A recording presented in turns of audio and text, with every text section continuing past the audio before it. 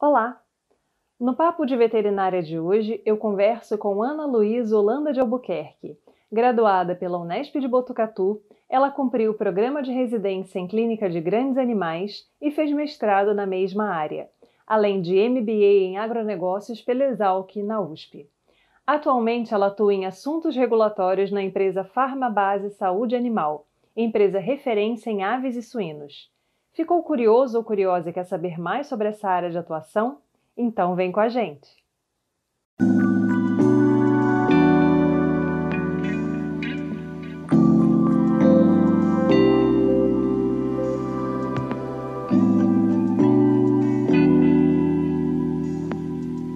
Olá, seja muito bem-vindo ao Papo de Veterinária. É um grande prazer te receber aqui hoje. Ana Luísa Holanda de Albuquerque é médica veterinária formada pelo Unesp de Botucatu. Cumpriu o programa de residência em clínica de grandes animais e mestrado também na mesma instituição.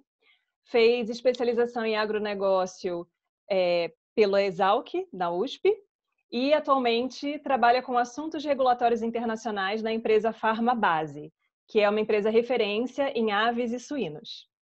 Então, muito obrigada, Ana, pela sua disponibilidade em falar com a gente hoje. Obrigada, Thaís, pelo convite. É um prazer estar aqui com você. Então, Ana, eu queria começar conversando com você sobre, assim como todos os nossos convidados, a gente sempre começa por essa pergunta: quando surgiu o desejo de ser médica veterinária? Bem, o desejo surgiu, acredito que como a grande maioria, desde criança, pelo amor pelos animais mesmo. Acho que nunca pensei em outra profissão, na verdade. Desde pequena, sempre gostei de cachorro. Tive meu primeiro cachorro quando tinha 4 anos e decidi que queria ser veterinária. Mas diferente da maioria das crianças, eu realmente segui com o sonho. Depois, enfim, comecei a montar, ter mais contato com cavalos e seguir para a parte de grandes animais. E daí surgiu e, enfim, fiz a graduação e a residência focada nessa área. E aí, na verdade, você morava em Brasília, né? É Como é que verdade. foi a sua chegada em Botucatu, né? Por que você escolheu a Unesp de Botucatu? Na verdade, meu pai já morava no estado de São Paulo e eu comecei a pesquisar universidades boas. E a que mais trouxe minha atenção foi a Unesp de Botucatu, pela, enfim, pela classificação dela diante das universidades na área de medicina veterinária. No momento, eu fiquei dividida entre a UNB e a Unesp de Botucatu, que é a Universidade de Brasília, mas a UNB entrou em greve, então eu fiquei em Botucatu durante a greve e acabei ficando. Mas foi uma ótima experiência. Enfim, a adaptação no início não foi muito fácil, porque era muito nova, enfim, era um pouco longe da minha família, mas com certeza foi um grande aprendizado e faria de novo, enfim. E aí, quando você ingressou na universidade, você já pensava em trabalhar em alguma área específica ou não? Eu, a princípio, eu sempre quis trabalhar com equinos. Enfim, eu sempre tive muita afinidade, sempre montei desde pequena. Durante a residência, eu descobri que sim, gosto muito de trabalhar com equinos, mas também gostava dos ruminantes. Então, abri um pouco o leque e comecei durante a residência e durante o mestrado, tive mais contato com a parte de medicamento mesmo e de indústria farmacêutica, e aí realmente pensei em entrar para outras áreas também, né? Abrir o leque na área farmacêutica, não só para equino, mas para outras espécies. E aí, porque essa área de assuntos regulatórios é uma área que a gente normalmente não ouve falar muito ao longo da graduação, né? Foi mais tardiamente, quando você já estava, né, na sua residência, no seu mestrado, que você começou a focar nessa área, como você comentou. E de onde surgiu essa ideia, né? De ter alguma história mais específica, alguma situação mais específica, porque é bem diferente, né? Com certeza. A princípio, quando eu pensei em entrar para a área de indústria, fui pesquisar quais eram as áreas que eu poderia trabalhar. Então, tem a área de pesquisa e desenvolvimento de produtos, que é muito interessante, e muito atrelada a ela, a área de assuntos regulatórios. E na época que eu estava enviando currículos, enfim, procurando as vagas, eu vi que tinham muitas vagas nessa área e eu fiquei curiosa, porque eu realmente não sabia do que se tratava, realmente na graduação não é algo que a gente foca muito, geralmente é clínica, cirurgia, enfim, é, inspeção de alimentos, a gente acaba não focando muito nas áreas da indústria, que, enfim, o médico veterinário pode atuar na área de marketing, na indústria, pode atuar na pesquisa e desenvolvimento, na área comercial e nos assuntos regulatórios. A área de assuntos regulatórios ela é muito atrelada com a parte de pesquisa e desenvolvimento de produtos. Assuntos regulatórios, na verdade, é a parte de registro do produto. Então, todos os produtos que são registrados, eles têm que ter uma série de estudos de pesquisa clínica, então estudos de eficácia do medicamento, de segurança do medicamento, se o animal, ao receber o medicamento, não vai ter nenhum efeito colateral, tudo isso é muito bem explanado na documentação que é enviada num dossiê que vai para uma agência regulatória. Então, tanto para registro nacional aqui no Brasil, de produtos farmacêuticos ou também de parte de produtos para alimentação animal, são registrados no Ministério da Agricultura. E também, caso a empresa, como no caso a Farmabase, exporte os produtos, os assuntos regulatórios, a parte de registro é para exportação. Então, segue a legislação de cada país que está sendo enviado. E aí, ao longo da sua trajetória, você acabou focando, então, nessa parte, né, de indústria, surgiu essa vontade de trabalhar na indústria e você foi pesquisando as possibilidades de atuação. E quais etapas você consideraria importantes, né, ou o que você percebeu como uma formação, né, que era necessária para atuar nessa área? Eu percebi que eu estava em grande desvantagem com a maioria dos concorrentes, porque apesar da gente apesar de eu ter realizado pós-graduação, eu via que o que mais importava para entrar na indústria, em muitas situações, era experiência profissional. E eu acabei entrando um pouco mais tarde. Eu acabei entrando no ano passado, só para realmente realizar o trabalho em assuntos regulatórios, com 27 anos e sem nenhuma experiência. Então, eu via que é muito importante que a pessoa possa realmente fazer estágios na área regulatória, ou pelo menos na indústria, que seja em outra área, pesquisa e desenvolvimento, ou comercial mesmo, para que ela possa entender um pouco melhor como funciona a indústria e já fazer um networking dentro. Eu acho que isso é muito importante. Então, dependendo da área, existem cursos específicos para isso? Você tem essa informação?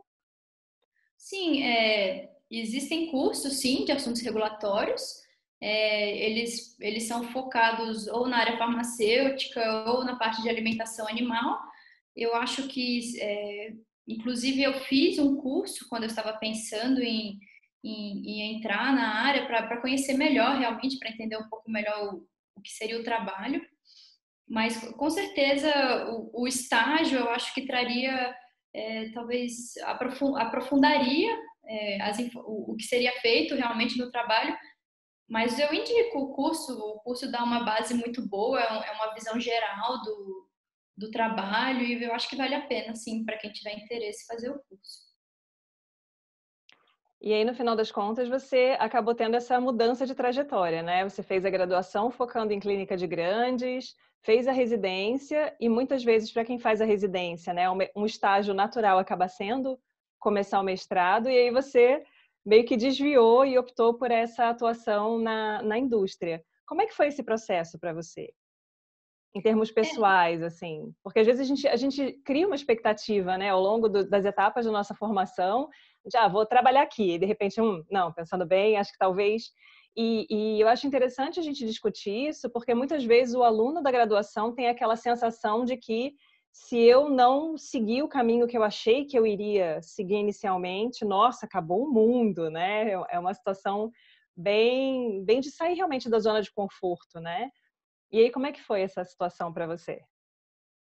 Eu acho que você tem total razão. Eu também tive bastante receio em mudar de área, sendo que há muito tempo eu já tinha algo muito certo na minha cabeça do que eu queria fazer, mas a gente realmente muda e eu acho que não tem problema nenhum.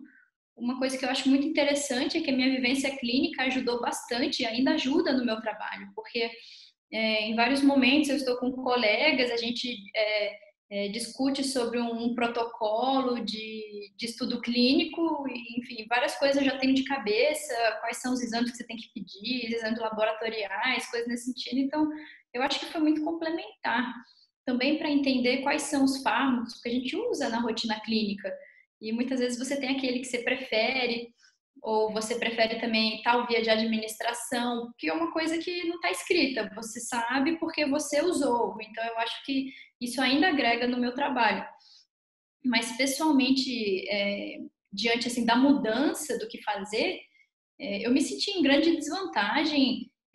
Eu fiz um programa de coaching também durante o processo, porque pessoalmente a nossa autoestima não fica muito bem quando você está concorrendo com várias pessoas que têm muito mais experiência do que você e são mais novas também.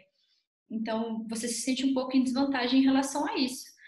Mas eu acho que a gente tem que não desistir de tentar. Enfim, tentei por mais de um ano enviando currículo e tive poucos feedbacks, mas mesmo assim eu acredito que às vezes a gente só precisa de uma chance para mostrar um bom trabalho e que a gente não tem que ter medo de mudar de ideia, a gente pode mudar de ideia a qualquer momento e a gente se adapta. Então, foi muito válido. Eu sou muito feliz hoje em dia com a escolha que eu fiz e não mudaria. Eu também não iria ser tão feliz se eu tivesse seguido direto para o estágio em regulatórios, porque a vivência que eu tive na parte de clínica e também no mestrado foram muito importantes. É o que a gente estava conversando, né? É interessante ressaltar que, na realidade, o conhecimento ele nunca é desperdiçado. Né? Você teve todas as etapas da sua formação anteriores a optar por atuar nessa área de assuntos regulatórios e, como você mesma disse, isso tudo contribuiu para a atuação que você tem hoje em dia. Então, é interessante também chamar a atenção para isso. Né? Que às vezes as pessoas ficam, mas eu fiz um curso e de repente eu não usei. Às vezes você não usa aquilo todos os dias da sua vida, mas aquela experiência sempre acaba agregando de alguma maneira, né? E aí, como é que seria, né? Como é que seria um dia típico de trabalho para você? Bem, então, o nosso principal objetivo é elaborar os dossiês e eles são compostos geralmente de informações sobre o medicamento, princípio ativo, via de administração, coisa e tal, rótulos, análises do medicamento, então análise de teor, coisa nesse sentido. Então a gente monta toda a documentação que varia de acordo com o país. Tem países que são mais exigentes e países que às vezes pedem menos requisitos para o registro. Eventualmente a gente tem que enviar algumas amostras para que elas sejam analisadas no país de origem, para que possa ser exportado. É importante que a gente junte outra documentação que da parte de burocracia de exportação também, como certificado de livre venda, e outros documentos que dependem dos requisitos. Então, basicamente, nós chegamos cedo e montamos isso. Também somos responsáveis pela rotulagem dos produtos que são exportados. Então, a gente faz toda a revisão de rótulos. Eles são em espanhol para América Latina e em inglês para exportação Europa, Ásia e África também. Então, a gente faz toda essa revisão dos dossiês e também a gente responde às exigências, se tiverem. Então, pode ser que seja enviado um protocolo e o próprio distribuidor do medicamento ou a agência regulatória questione alguns pontos e que devem ser corrigidos. Então, a gente também faz essas correções. Pode ser que eles exijam algum estudo que ainda não tenha e que a gente tenha enfim, elaborar junto da parte de pesquisa e desenvolvimento algum estudo clínico específico ou diferente. Então, basicamente, o dia a dia de trabalho é isso. Nós somos uma equipe de 6 pessoas e cada uma é responsável por uma região de exportação. Muito bem. Definitivamente a gente não aprende nada disso na faculdade. Né? E assim, é interessante porque nós nos conhecemos, né, já há um tempo, e eu lembro que quando você começou a comentar sobre assuntos regulatórios, eu ficava assim, nossa, que interessante, não faço ideia do que se trata. E aí, conversando com a Poliana, né, que a gente teve um papo de veterinária sobre a indústria, ela comentou sobre assuntos regulatórios também, sobre todas as áreas que ela passou na indústria, que ela passou por áreas diferentes, né? E aí eu achei interessante trazer você exatamente porque é uma área que, com certeza, assim, é pouco visada, porque nem durante a graduação a gente ouve falar, o médico veterinário pode atuar nessa parte de exportação de medicamentos. Às vezes a gente até pensa, o médico veterinário trabalhar no desenvolvimento de uma pesquisa com medicamento, ok, né? Mas nessa parte de documentação, a gente realmente não tem alguém que fale pra gente, existe, é uma possibilidade, você não se interessa, né? Então acho que é bem bacana isso aí. Com certeza. E uma coisa que eu acho muito interessante é que o meu dia a dia, apesar de, ok, estou montando documentos, estou montando um dossiê, muitas vezes não difere muito do que eu fazia durante o mestrado, porque tudo eu preciso de pesquisa clínica, eu preciso de referência, eu preciso da literatura, enfim, mostrar as minhas referências, uma revisão bibliográfica, e fico no mestrado, apesar de ter parte prática, laboratorial, que isso já difere, a parte escrita realmente é basicamente o que eu faço. E muita tradução, muito inglês, muito espanhol. Faço aula de espanhol agora, porque era algo que eu não tinha de ponto forte, mas estou desenvolvendo e é muito legal de poder aprender.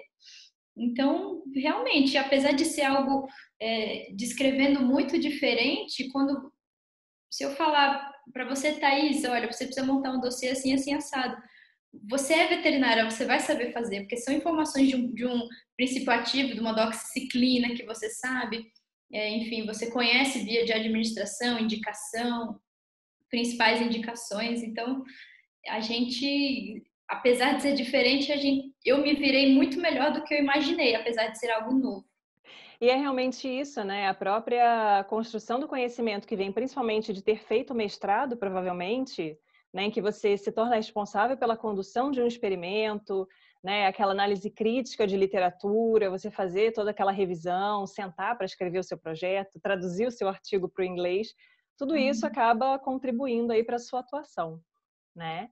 Então é bem bacana. E aí, Ana, do que você precisou abrir mão, seja de forma temporária, né, ou não, alguma mudança efetiva que você teve que fazer na sua vida para atuar na área que você está hoje? Bem, uma coisa que eu sinto muita falta é trabalhar no campo.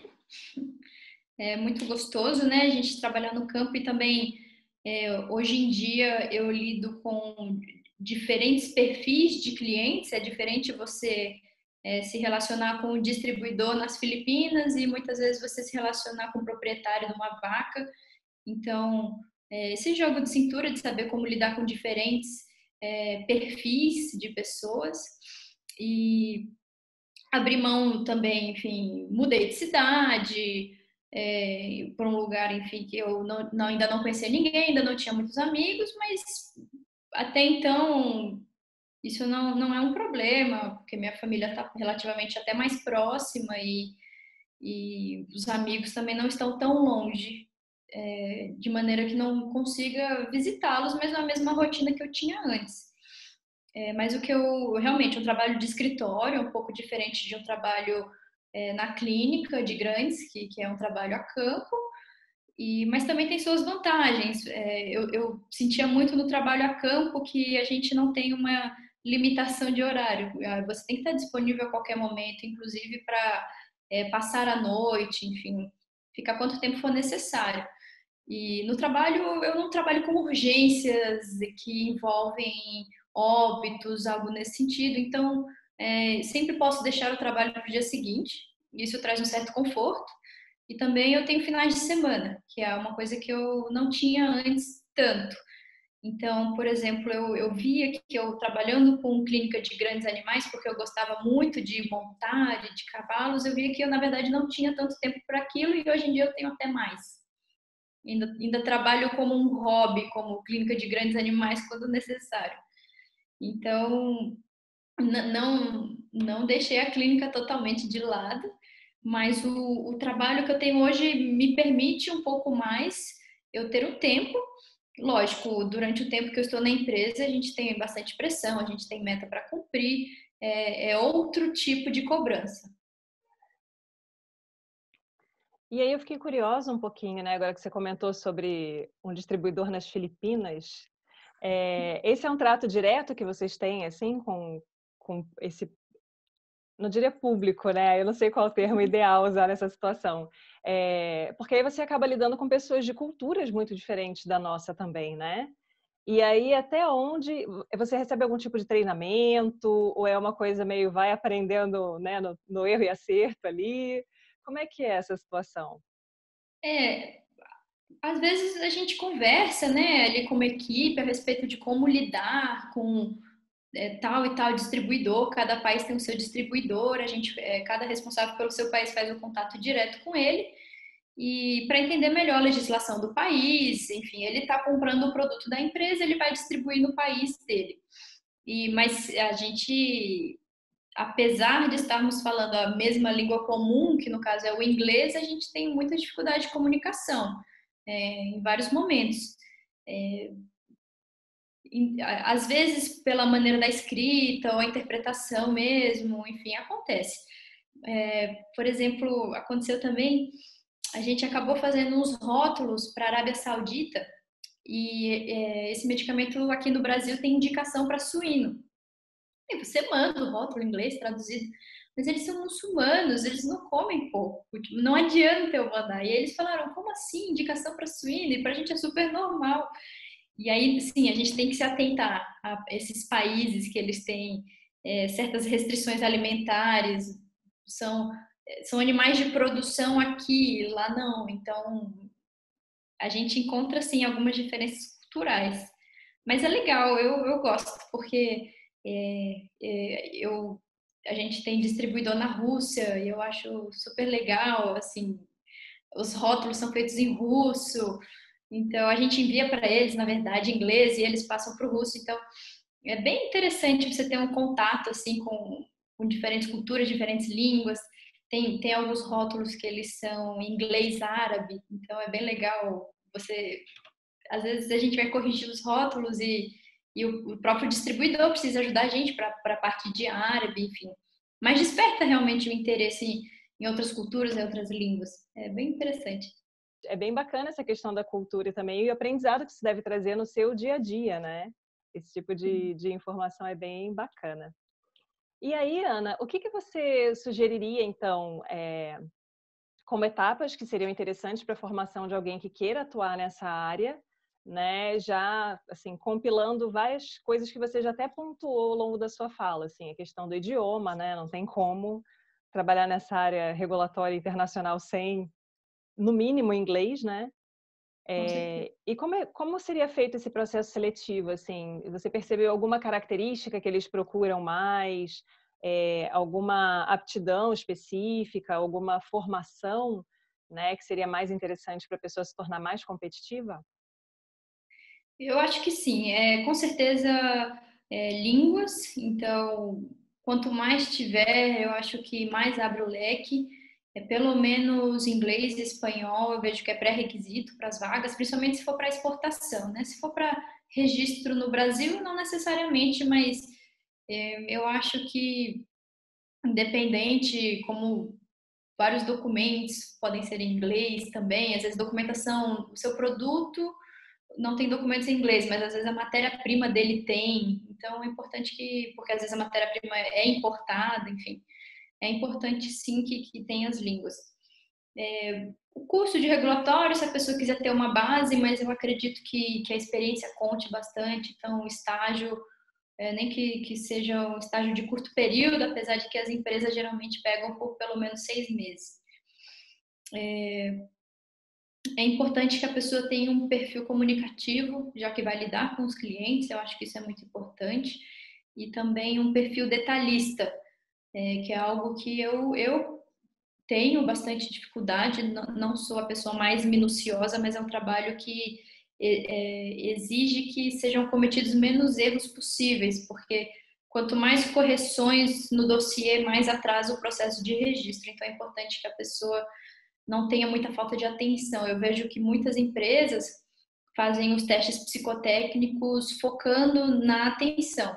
O que para todo mundo para mim também é um trabalho diário de sempre revisar os documentos, enfim. Então, para mim, essa parte também é um grande aprendizado. Comunicação também é importante entre os setores, porque como nós participamos do sistema de rotulagem, você vai estar diretamente conectado ali ao departamento de marketing, que realiza a arte em si, mas também com o departamento de produção, que vai colar esse rótulo no produto.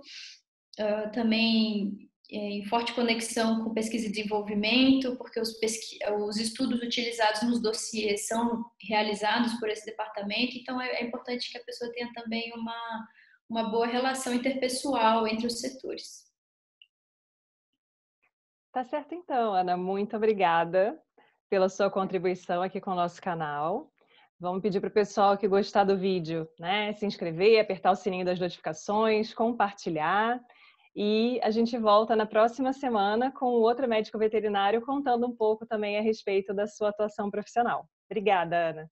Obrigada, Thaís. Obrigada a todos.